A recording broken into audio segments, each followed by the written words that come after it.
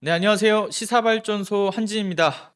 이명박 정부 시절 국정원이 미행이나 도청, 해킹 같은 이 불법 수단을 사용을 해서 정말 무차별적인 사찰을 했다라는 그 문제와 관련해 국정원 측은 불법 수단을 사용했다는 근거가 없다라는 설명을 했는데요.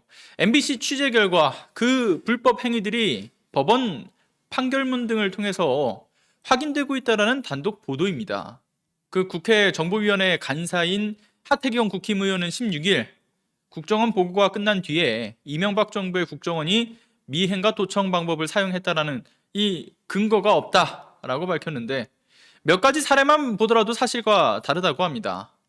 지난 2018년 검찰 수사에서 이명박 정부 국정원 특명팀이 비자금 자료를 뒤진다라고 이야기를 하면서 국회 부의장을 지냈던 더불어민주당 소속 이석현 전 의원의 사무실 컴퓨터를 해킹을 했죠.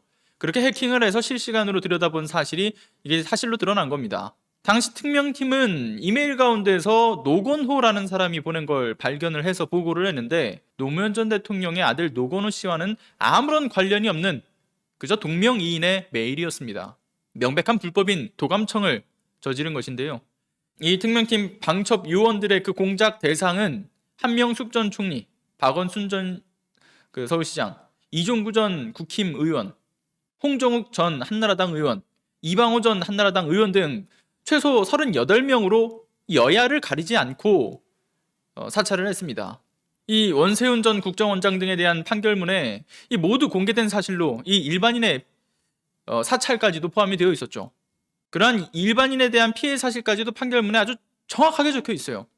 그러니까 이제 국정원 김모 방첩국장 그 재판 기록에 친민주당 성향의 기업인 그 A씨를 미행 감시를 하고 일일 동향 보고서를 작성을 했다. 심지어는 혼외자로 추정되는 아이의 DNA 그 검체를 확보를 했다라고 기재가 되어 있는데 기업인 A씨가 자주 만나던 여성을 감시하는 것은 물론이고요. 쓰레기 더미에서 이 버려져 있는 그 아기의 기저귀까지도 가져간 것으로 확인이 되는 거죠.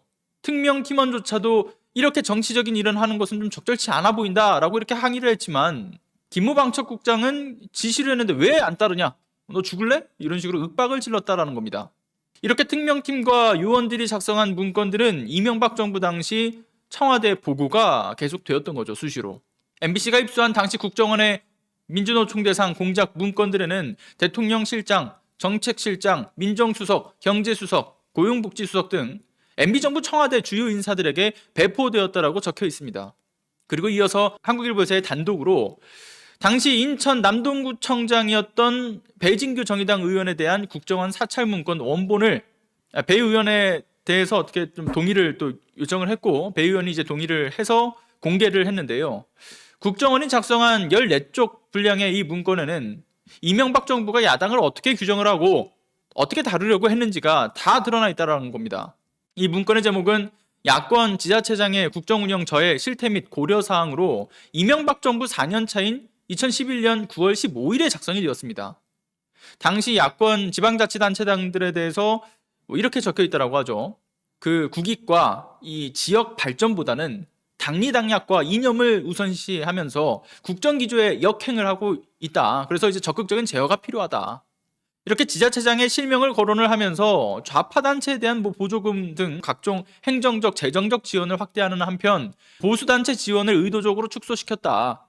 또 종북 좌파 인물을 주요 보직에 중용을 하고 좌파 강사를 동원한 강연회를 열었기 때문에 이 국가 정책성을 훼손했다라는 내용으로 적혀 있습니다. 이어지는 그리고 내용에서는 4대강 사업을 비판한다라고 하면서 대정부 비난 여론 및 국론 그 분열을 조장을 한다. 무상급식을 세금급식으로 지칭하면서 이 포퓰리즘이라고 공격하기도 했습니다. 그리고 정부 부처를 동원해서 야권 지자체를 압박하라고 했는데요. 당정이 가용수단을 총동원, 야권 지자체장들의 국익 정책 등 엇박자 행보를 적극적으로 견제하고 차단함으로써 국정이 결실을 맺는 기간, 안정적인 국정 운영이 뒷받침되어야 한다라고 이야기를 했습니다. 그렇게 적혀 있습니다. 각 정부 부처에게 지자체에 주는 교부세 감액이라든가 이 지방채 발행 중단을 하는 그런 방향과 같이 상당한 좀 불이익을 주면서 압박을 가하는 상당히 또 구체적이고 아주 노골적인 그 실행 계획도 할당이 되어 있어요. 심지어 국정원은 야당 소속 지자체장들은 물론이고요. 구청장과 군수까지 약점이 될 만한 부분도 아주 세밀하게 파악을 했다라고 합니다. 국정원 사찰 사건을 국민의힘에서는 보궐선거를 앞둔 정치적 공세다라고 정말 황당한 주장들을 펼치고 있는데요. 애초에 이 사건은 여러분들도 아시겠지만 2017년 그때 당시에 국정원 개혁발전위원회의 그 활동을 통해서 이명박근혜 정권의 사찰이 사실로 드러나면서 이게 사찰 피해자들이 이 사찰 사실과 문서를 공개하라 그렇게 운동을 벌이면서 이어져 왔던 겁니다. 이 가운데 김승환 전북 교육감이 지난달에 이 사찰 문건을 공개하는 것이 직접적인 계기가 또 되기도 했고요. 사실 이 문제는 왜 이제 와서 이 얘기를 거론하느냐 이런 이야기가 아닙니다. 너무 늦은 시기에 불거진 이야기들인 거죠. 불법은 명백히 밝혀져야 하는 것이고 박형준 부산시장 예비 후보의 그 연관성 또한 명백히 밝혀져야 하는 부분입니다. 이런 부분을 명백히 하지 않으면 그 피해는 고스란히 누구의 몫입니까? 바로 국민들의 몫이 되기 때문에 우리는 이 사실을 심각히 받아들일 필요성이 있어 보입니다. 오늘은 여기까지 하겠습니다. 여러분들의 자발적인 공유는 더 많은 분들이 개혁에 대한 필요성을 인지하고 함께 목소리를 내게 하는데 정말 큰 힘이 됩니다. 구독 안 하셨다면 구독과 알람 설정 부탁드리고요.